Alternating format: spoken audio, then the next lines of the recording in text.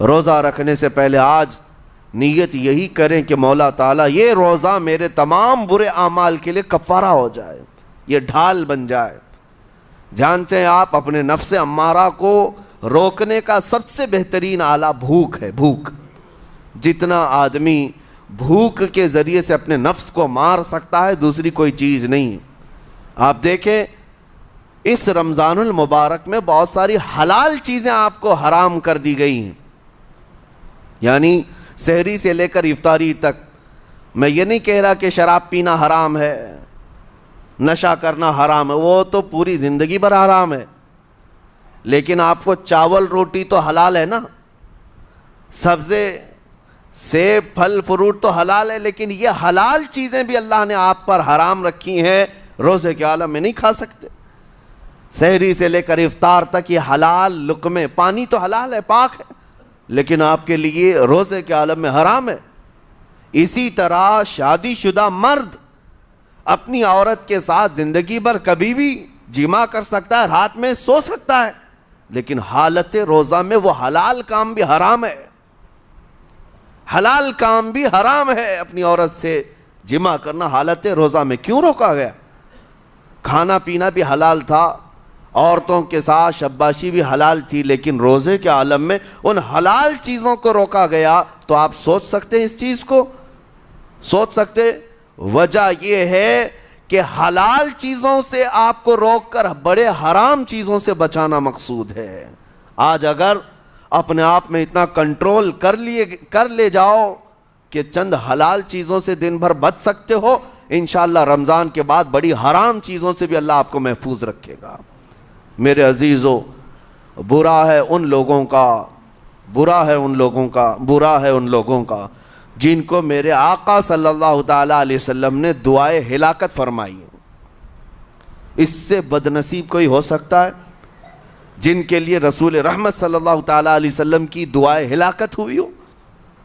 حضور صلی اللہ تعالیٰ علیہ وسلم ایک دن مسجد نبوی شریف میں تشریف لے جا رہے تھے، منبر پر آپ نے قدم رکھا، آمین کہا، پھر دوسرے زینے پر قدم رکھا، آمین کہا، تیسرے زینے پر قدم رکھا، آمین کہا۔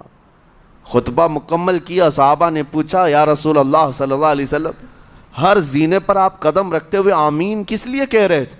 سنو، رسول پاک صلی اللہ علیہ وسلم ارشاد فرماتے ہیں کہ میں جب پہلے زینے پر قدم رکھا تو سید الملائکہ جبرائیل امین آئے اور دعا کرنے لگے۔ کیا دعا کیا؟ یوں کہا، یا رسول اللہ صلی اللہ علیہ وسلم وہ شخص ہلاک و برباد ہو جائے جو آپ کا نام سنے اور پھر اس کے بعد درود نہ بھیجے۔ حضور فرماتے میں نے آمین کہا۔ حضور کا نام سنتے ہی آپ کی زبانوں پر درود آ جانا چاہیے، اللہم صلی علی سیدنا محمد وآلہ وصحبہ وبارک وسلم۔ میرے آقا فرماتے ہیں دوسرے زینے پر قدم رکھا تو جبرائیل امین نے یوں کہا، یا رسول اللہ صلی اللہ علیہ وسلم وہ شخص ہلاک و برباد ہو جائے جو زندگی میں اپنے ماں اور باپ میں سے کسی ایک کے بڑھاپے کو پایا اور ان کی خدمت کر کے جنت نہیں حاصل کر سکا بلکہ ان کو ایسے ہی چھوڑے رکھا، ایسا شخص برباد ہو جائے۔ حضور فرماتے میں نے آمین کہا۔ پھر جبرائیل امین نے کہا، تیسرے زینے پر قدم رکھتے ہی میرے آقا فرماتے ہیں جبرائیل نے یوں دعا کی کہ اے اللہ کے رسول وہ شخص ہلاک و برباد ہو جائے جو رمضان کا مہینہ پایا لیکن اس کا ادب نہیں کر سکا، اس کا احترام نہیں کر سکا۔ حضور فرماتے میں نے اس پر بھی آمین کہا۔ جس کی ہلاکت کے لیے جبرائیل امین دعا کر رہے ہوں اور اس دعا پر سید الانبیاء آمین کہہ رہے ہوں، ایسے شخص کی بربادی کا کیا انجام ہو سکتا ہے؟ وہ کتنا بد نصیب ہوگا۔ اسی لیے میرے عزیزوں، مسلمانوں میں یہ رواج ہی نہیں ہونا چاہیے کہ اٹھ کر کے پوچھتے رہیں روزہ ہے کہ نہیں ہے، روزہ ہے کہ نہیں ہے۔ مسلمان ہے تو روزہ ہے، اور یہ کوئی آپشنلی عبادت نہیں ہے کہ 4 رکھ لیا 2 نہیں رکھا، آپشنلی نہیں، یہ فرض عین ہے۔ ایک روزے کو چھوڑنے کا گناہ فرمایا گیا 600 سال تک اسے دوزخ میں رکھا جائے گا، 600 سال تک۔ یہ معمولی چیز نہیں ہے۔ اور جن کے پچھلے روزے قضا ہو چکے ہیں معاف نہیں ہوں گے. تھپڑ مار لیں گال پہ، توبہ توبہ کر لیں، معاف نہیں ہوں گے. توبہ تو کرنے کے ساتھ ساتھ قضا بھی کرنا ہوگا. جب موقع ملے سال بھر میں اپنے چھوٹے ہوئے روزوں کو واپس کرنا ہے.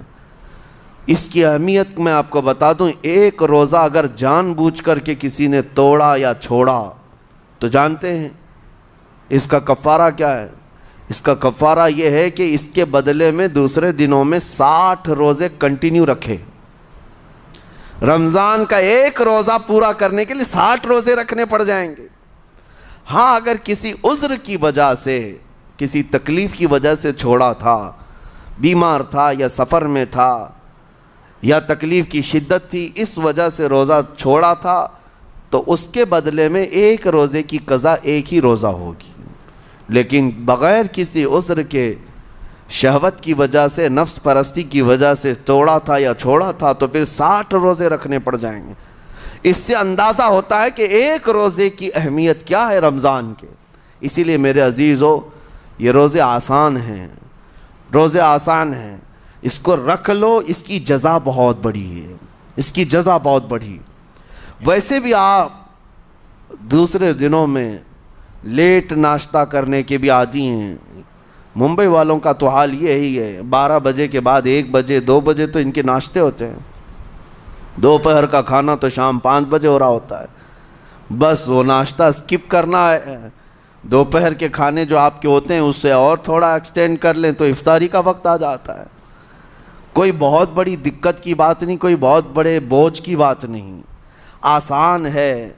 آج الحمدللہ ہمارے 5 سال 6 سال کے بچے روزہ رکھ لیتے ہیں، تو بڑوں کو تو اللہ نے جو طاقت عطا کی ہے، روزہ ہرگز ترک مت کرو.